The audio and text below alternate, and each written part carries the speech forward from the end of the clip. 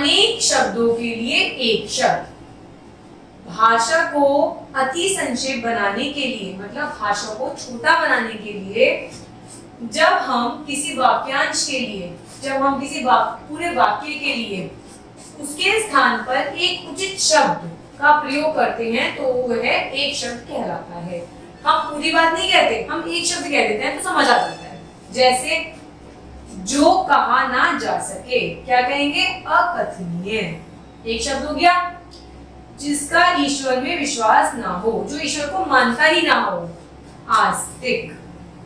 मतलब जिसका ईश्वर में विश्वास हो, जिसके आगे की तिथि ना हो, अतिथि। जो कठिनाई से मिले, जो हमें बहुत मुश्किलों से मिले, दुर्लभ। जो काम कठिन हो, जो काम बहुत ज्यादा डिफिकल्ट हो, दुष्कर।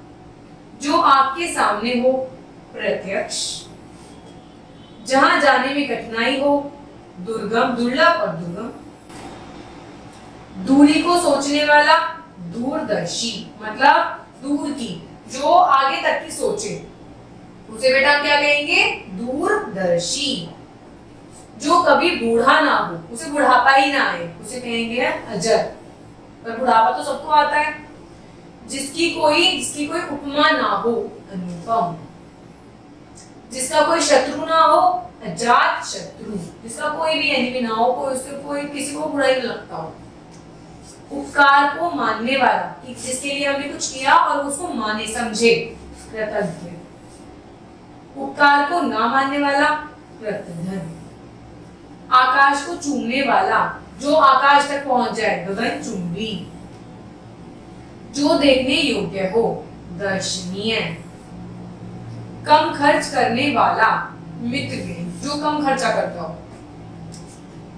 जिसका पति मर गया हो, विधवा। और जिसकी पत्नी मर गई हो, विधुर। वन में घूमता हो, जो वन में घूमता हो, वन में रहता हो, उसे कहते हैं वनचर। और जो नभ में उड़ता हो, आकाश में उड़ता हो, नभचर। जो जल में रहता हो, जलचर। जो काम बिल्कुल आसान हो, सरल।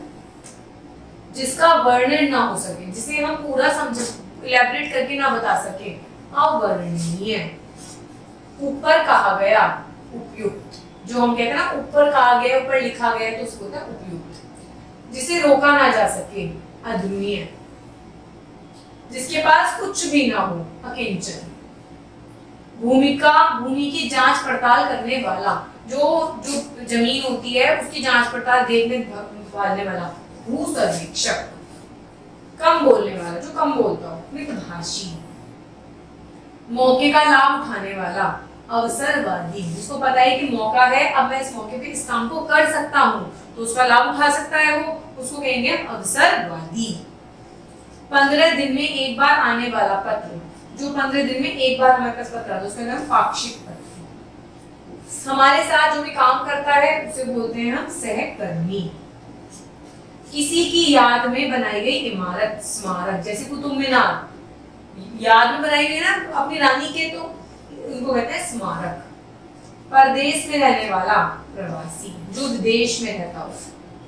आंतरिक ज्ञान प्राप्त करने की शक्ति, जो हम अंदर के ज्ञान से प्राप्त कर लेते हैं, उसे कहते हैं अंतर्दृष्टि। पत्र पत्रिकाओं में समाचार भेजने वाला, संवाददाता। जो पत्र पत्रिकाओं में सामान भेजता है। भाषण देने वाला, जैसे नेता लोग होते हैं, भाषण तो देते हैं वो, वक्ता।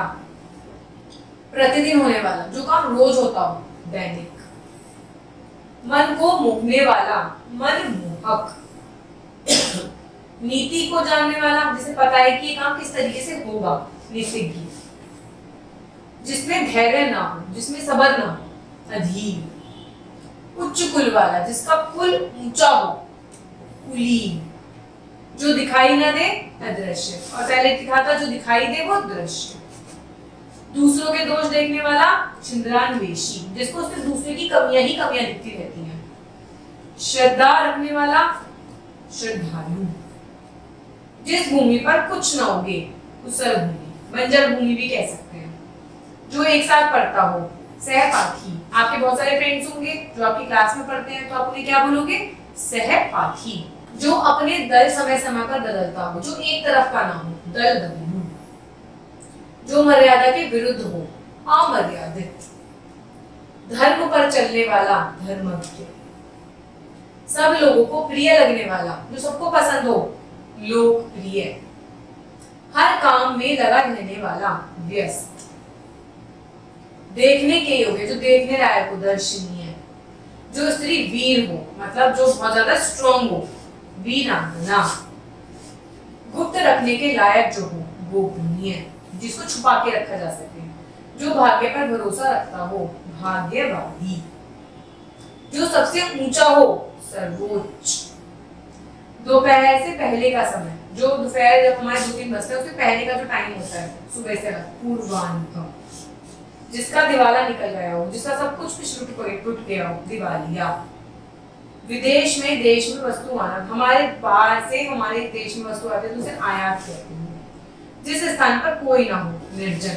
जैसे मंगल, वहां कोई भी नहीं है तो निर्जन। जिस स्थान पर कोई भी ना हो। तो इस तरीके से हमने बहुत सारे वाक्यांश पढ़े और उन वाक्यांश के लिए हमने एक शब्द पढ़ा। इन एक शब्द का मतलब भी वो कंप्लीट सेंटेंस ही होता है। Thank you.